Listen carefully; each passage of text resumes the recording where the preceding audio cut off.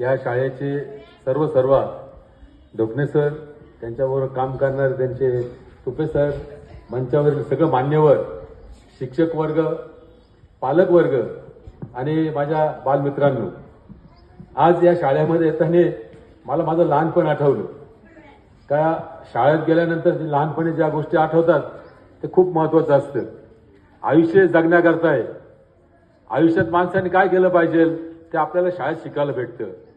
मुलं घरी आईबापाकडे थोड्या वेळ असतात, पण शाळेमध्ये शिक्षक त्यांना काय शिकवतात, त्यांच्यावर काय संस्कार करतात ते अतिशय महत्त्वाचं असतं.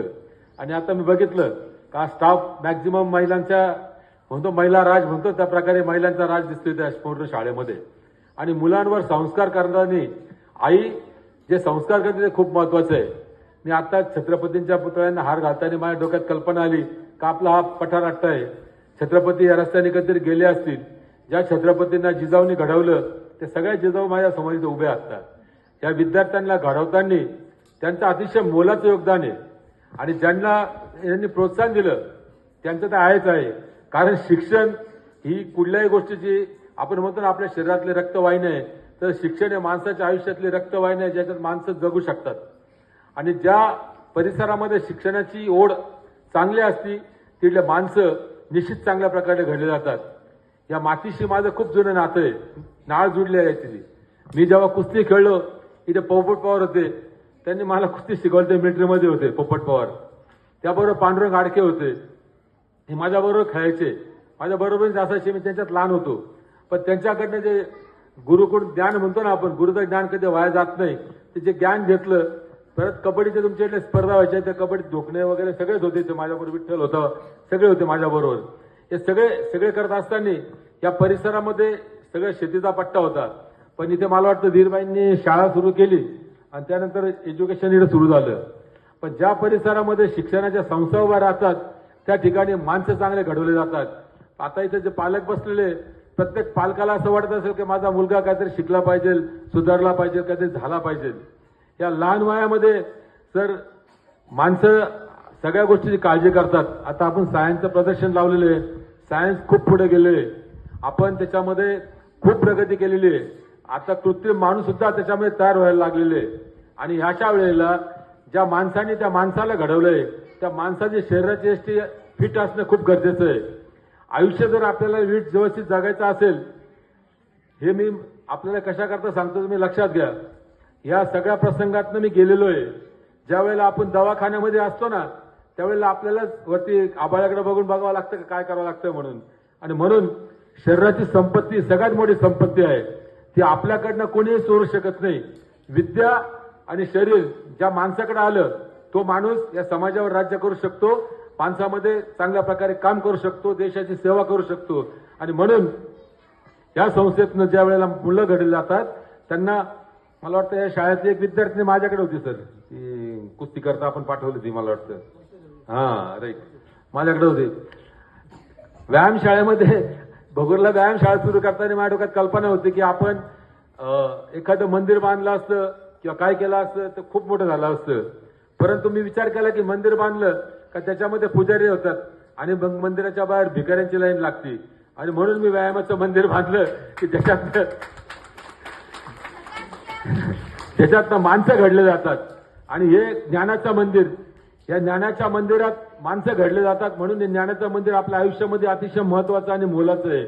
ज्या माणसाला हे कळालं त्याने सगळ्या समाजाच्या परिवर्तनाची लाट या ठिकाणी येते. जुन्या काळामध्ये आपल्याला शिक्षण घ्यायला बंदी होते, शिकू शकत नव्हतो आपण. पण कालांतराने शिक्षणाच्या संस्था निघायला लागल्या आणि मग बहुजन समाजाचा माणूस शिकायला लागला. बहुजन समाज हा फक्त लढाया करण्याकरताच होता छत्रपतींच्या काळामध्ये. तुम्ही फक्त लढाया करा आणि संरक्षण करा, बाकी शिक्षणाचं काम तुमचं नव्हतं. परंतु कालांतराने भाग बदलत गेला आणि माणसाला कळायला लागलं की शिक्षणाशिवाय माणसाची प्रगती नाही. विशिष्ट समाजाच्या हातामध्ये शिक्षणाची दोर होती. सर तुमचं कौतुक केलं पाहिजे की आपण ही शिक्षणाची दोर आपल्या हातात घेऊन समाजाचं परिवर्तन करतोय. ज्या ठिकाणी समाजाचं परिवर्तन होतं, समाज घडला जातो, तो अतिशय महत्वाचा असतो. माणसाने किती कोणाला काय दिलं त्यापेक्षा ज्ञानाचं ज्ञान किती दिलं ते अतिशय महत्वाचं असतं. हे ज्ञानाचं ज्ञान वाटणं हे कधी संपत नसतं. आपण जितकं ज्ञान वाटू ते वाढत असतं. पण हे सगळं करत असताना आपली शरीराची ही संपत्ती जपली पाहिजे. आज मी आपल्या समोर उभा आहे. माझं वय 70 चालू आहे आता. आजही रोज 2.5 ते 3 तास मी व्यायाम करतो म्हटल्यावरती ही या शरीरावरती मी सगळ्यात जास्त प्रेम करतो. आपण सगळं म्हणत असाल की मी तुझ्यावर प्रेम करतो, हे करतो, ते करतो, तसं काही खरं नाहीये. माणसाने सगळ्यात जास्त प्रेम करायचं स्वतःच्या शरीरावर करायचं, जे आपल्याला आयुष्यभर साथ देतं. हे मशीन जर आउट झालं, तुम्ही एक उदाहरण सांगतो छोटंसं. ही ज्या गाड्या उभ्या ना समोर, या जर तुम्ही उभ्या करून ठेवल्या आणि त्या वापरल्या नाही, त्याचा तुम्ही मेंटेनन्स जर नाही केला, त्या गाड्यांना गंज लागेल, त्या सडून जातील. तसंच माणसाचं शरीर आहे. तुम्ही जर शरीरावरती आपल्याला काळजी नाही घेतली तर या माणसाचे स्पेअर पार्ट काम करते नाही आणि आयुष्यामध्ये मग ते साथ देते नाही आणि वयाच्या अगोदर माणसाला जावं लागतं. माझ्याबरोबरचे अनेक मित्र व्यसनाआधी जाऊन गेले, अनेक मित्र गेले व्यसनाच्या आधीन गेल्यामुळं. कारण हे शरीर देवाने आपल्याला दिलेले भोगण्याकरता, समाजामध्ये वावरण्याकरता, समाज बदलण्याकरता, समाजामध्ये निर्माण करण्याकरता. पण आपल्या समाजामध्ये जे राज्यकर्ते म्हणा किंवा जे अधिकारी आहे म्हणा, ते याच्याकडे लक्ष देत नाही. हे जे माझे लहान मुलं आहे ना, मी अनेक शाळांमध्ये गेलो आतापर्यंत. शाळेच्या बाहेर पानटापऱ्या, बर्फवाला, चॉकलेटवाला जो असतो, तो त्या मुलांना त्या चॉकलेटमधून म्हणा याच्यामधनं ड्रग्सच्या प्रमाणामध्ये देतो. आणि त्यामुळं या लहान मुलांवरती जे इफेक्ट म्हणतो ना, त्याचा वेळ म्हणजे व्यसनाधीन जे मुलं होतात ते अतिशय मोठ्या प्रमाणामध्ये होतात. आणि पुण्यासारख्या शहरामध्ये मी जेव्हा गेलो, तिकडे जी कोयता गँग किंवा जी गँग आहे त्याच्यामध्ये सगळं अल्पवयीन मुलं म्हणजे 15-16 वर्षाचे मुलं जे नशेच्या आधी गेलेले असतात. आणि हे सगळं जर आपल्याला जपायचं असेल तर हा जो शिक्षक वर्ग आहे हा समाज फक्त बदलू शकतो, लक्षात घ्या. आणि समाज जर बदलायचा असेल आणि आपण जर आपल्याला करायचं असेल तर ही आमची भावी पिढी आहे, लक्षात घ्या. देश घडवणारी पिढी आहे. तुम्ही शिकाल तर प्रश्न विचाराल. शिक्षण हे माणसाला शहाणं बनवत असतं, लक्षात घ्या. मी आज आपल्या समोर पोपटासारखा जो बोलतो ना, हे फक्त शिक्षणाद्वारे बोलतोय. जो शिकल ना तोच प्रश्न विचारेल. आपल्या हक्काचे प्रश्न, आपले महत्वाचे प्रश्न, आपल्या आयुष्यामध्ये ज्या गोष्टी होणार आहेत त्याचे प्रश्न हे माणूस कधी विचारतो? शिक्षण घेतल्यावर. आणि हे प्राथमिक शिक्षण आपल्याला या ठिकाणी भेटतंय, ते अतिशय मोलाचं आणि महत्वाचं आहे, लक्षात घ्या. माणूस लहानपणी घडला जातो, हे वय जे आहे घडायचं वय असतं छोट्या वेळी. आपण मातीला जो आकार देतो तो ह्या शाळेच्या विद्यार्थ्यांमधून जातो आणि मग विद्यार्थी मोठा होत जातो. हे सगळं मोठं होत असताना आई बापाला प्रत्येकाला असं वाटतं की माझा मुला घडला पाहिजे या संस्थेमध्ये. त्या संस्था चालकांची मी आता सहज चर्चा केली. एवढ्या जागेमध्ये अतिशय अल्पावधीमध्ये इतकी मोठं झेप म्हणतो गौड झेप घेतलेली आहे. यांना आपल्या परिसरातल्या लोकांनी निश्चित प्रकारे मदत केली पाहिजे. कारण हे शिक्षणाचं ज्ञान खूप मोठं ज्ञान आहे.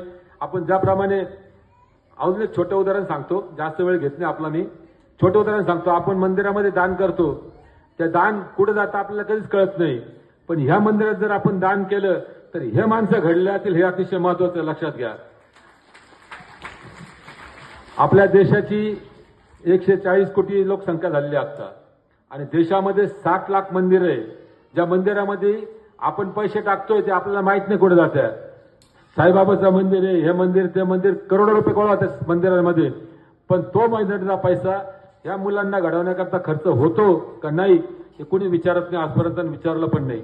परंतु ज्या वेळेला हे मुलं शिकतील त्यावेळेला प्रश्न विचारतील का हे पैसे कुठे जातात. हा जो पैसा हा जर समाज कार्य करण्याकरता मुलं घडवण्याकरता लागला तर मला खात्री आहे का हा खूप मोठा प्रकार होणार आहे. हे शाळेमध्ये योगायोगी मी आलो आता. मी व्यायाम प्रेमी आहे. मला असं वाटतं की आपल्या ठिकाणी आपण जे व्यायामाचं